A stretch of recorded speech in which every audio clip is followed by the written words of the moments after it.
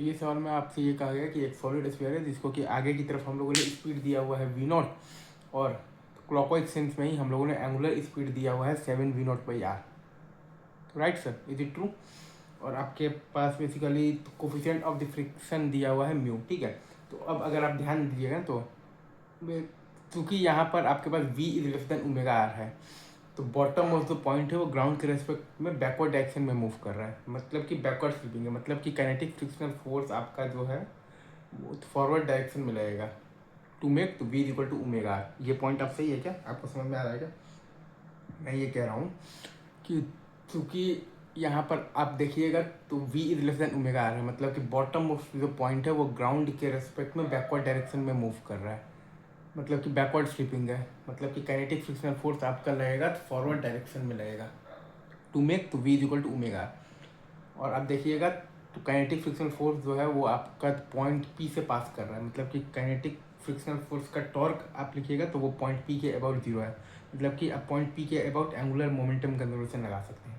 तो हमने वही लगाया है, तो mv0r और फिर आ गया है प्लस है, आ गया है तो 2/5 mr²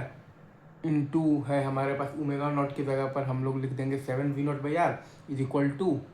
जब प्योर रोलिंग स्टार्ट हो जाएगा तब मतलब कि तब का एंगुलर मोमेंटम हमारे पास आ जाएगा 7/5 इंटू m इंटू तो v of the pure rolling into r। तो यहाँ से हमारे पास आ जाएगा v of the pure rolling का वैल्यू आ जाएगा 19v0/7, ठीक है सर, और omega of the pure rolling आ जाएगा 19v0/7r, ठीक है। तो अब मैंने चूँकि ये कहा था कि चूँकि आपके पास v इज मतलब कि चूँकि आपके पास तो v is less than omega r है, मतलब कि बॉटम ऑफ द पॉइंट है वो ग्राउंड के रेस्पेक्ट में बैकवर्ड डायरेक्शन में मूव कर रहा है, मतलब कि बैकवर्ड स्लिपिंग है, तो काइनेटिक फ्रिक्शनल फोर्स आपका लगेगा फॉरवर्ड डायरेक्शन में लगेगा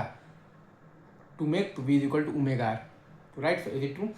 तो आप बेसिकली तो v at any time t आप अगर लिखिएगा तो वो आ जाएगा आपके पास v0 और प्लस आ जाएगा mu g t is equal to omega at any time t आपके पास आ जाएगा अल्फा आता है आपके पास टॉर्क बाई आई, तो म्यू mgr/i है आपके पास 2/5 mr² into T alpha into T, ये माइनस में है क्योंकि बेसिकली अल्फा जो है आपका बेसिकली ओमेगा को घटाने का काम कर रहा है, और आपके पास आ जाएगा तो प्लस आ जाएगा इनिशियल जो आपके पास ओमेगा नॉट है 7v0/r इंटू आर।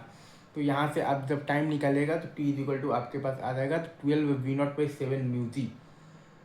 तो आपके पास v प्योर रोलिंग आ जाएगा 19v0/7 और आपके पास ओमेगा प्योर रोलिंग आ जाएगा 19v0/7r। अब अगर कोई आपसे ये बोल दे कि work done by the kinetic frictional force आप बताइए कि कितना होगा, तो work done by the kinetic frictional force अगर आपको बताना है तो वो फिर उसके लिए आप लगा दीजिए वर्क एनर्जी थ्योरम, तो वो आपके पास आ जाएगा 7/10 m इंटू तो v of the pure rolling का होल स्क्वायर, मतलब कि आ जाएगा आपके पास 361/49 इंटू v0² और माइनस आपके पास आ जाएगा हाफ m v0 मतलब कि स्क्वायर, और प्लस आ जाएगा हाफ आई है आपके पास 2/5 mr² इंटू है आपके पास ओमेगा नॉट है आपके पास 7v0/r का होल स्क्वायर। अच्छे से आइए समझ में आ होगा, इन्जॉय कीजिए, thank you, love you guys.